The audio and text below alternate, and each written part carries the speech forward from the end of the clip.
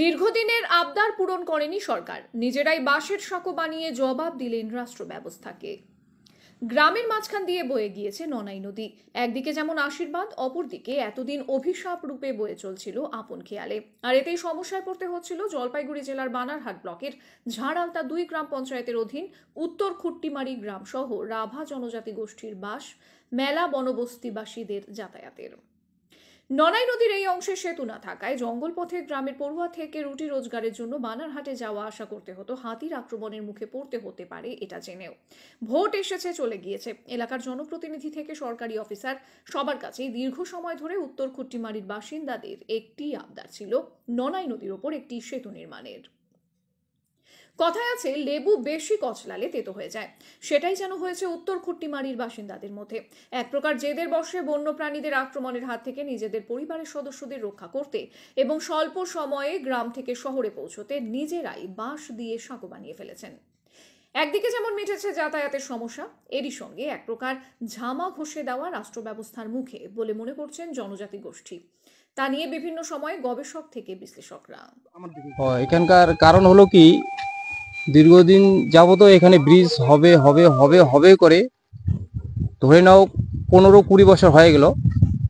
15-20 বছর পরে শুনতে পাইলাম যে এখানে নাকি ব্রিজ হবে হবে। ঠিক আছে, ভালো, আমাদের আনন্দের বার্তা। আমাদের কি এবং ফুগলুং করার চেষ্টা করব, মানে আমাদের যে একটা যে খরচা আছে সেটাকে আমরা তুলে পয়সা নিয়ে যে যারা যাবে, পাবলিক যাবে 10 টাকা, যারা বাইক বা টোটো নিয়ে যাবে আমরা 5-7 জন মিলে আবার আমরা ওটা নির্ধারিত করব যে টোটো যারা নিয়ে যাবে তাদের কাছে কত নিতে হবে, যারা বাইক নিয়ে যাবে তাদের কাছে কত নিতে হবে, বা এমনি যারা হেঁটে যাবে পাবলিক তাদের কাছে কত নিতে হবে। আমরা নির্ধারিতটা করে আমরা পয়সা নিব আর কি। আপনার নাম? আমার নাম বেকুল চন্দ্র রায়। বললাম, আপনার বাড়ি কোথায়? আমার বাড়ি 79 লং পাটে, উত্তর খট্টিমারি, বুঝলেন, এইখানে সামনে। তো ব্রিজটার পাশে আমাদের বাড়ি। তো আমি এখানকার যে পাবলিক হিসাবে, জনগণ হিসাবে বলছি যে ছেলেরা এইখানে 5-7 জন মিলে সাগর ব্রিজটা তৈরি করলো, কারণ আমাদের এদিকে যানবাহনের ভীষণ অসুবিধা। এই অসুবিধার কারণে ছেলেরা যুক্তি করে এরা নিজ নিজ পয়সা খরচা করে এই সাগর ব্রিজটা দিল। এই যে বনবস্তি, এতে কত লোকের উপকার হবে বলে এখানে খুব কমপক্ষ না হলো 20-25 হাজার মানুষের যানবাহনের ব্রিজ এটা হইলো। আপনার নাম? আমার নাম উপেশ রায়। এটা কোন নদীতে ব্রিজটা হলো? এটা ননাই নদীতে ব্রিজটা হইলো।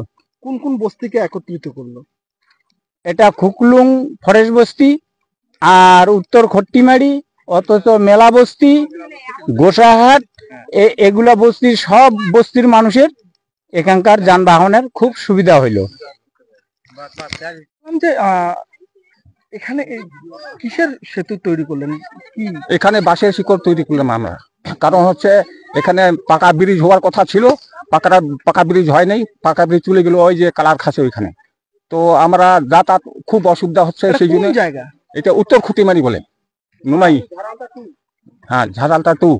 তো এটা কোন নদীর উপরে এই সেতুটা বানানো? নানাই নদী। তো এটা কোন কোন বস্তিকে একসাথে করবে? খুকুলুং বস্তি আর আমার এই যে উত্তর খুঁটিমারি এই এলাকায়। এখানে কি রোজ হাতি বের হয়? হাতি বাইর হয়, ওই যে, হ্যাঁ, হাতি মাঝে মাঝে বাইর হয়, কিন্তু ওই যে ফরেস্ট এলাকায় ওই যে যাতায়াত খুব অসুবিধা।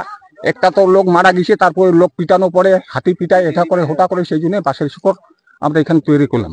এতে কি ওই রাভা বস্তির মানুষের সুবিধা হবে? হ্যাঁ, সুবিধা হবে, আমাদেরও টুকিটাকি সুবিধা হবে। রাভা বস্তির মানুষের বেশি সুবিধা হবে, বাজার যাইতে পারে না, স্কুল বাচ্চাগুলো, ছোট ছোট বাচ্চাগুলো স্কুল যায়, যাতায়াত করলে তাদের কোনো অসুবিধা হবে না?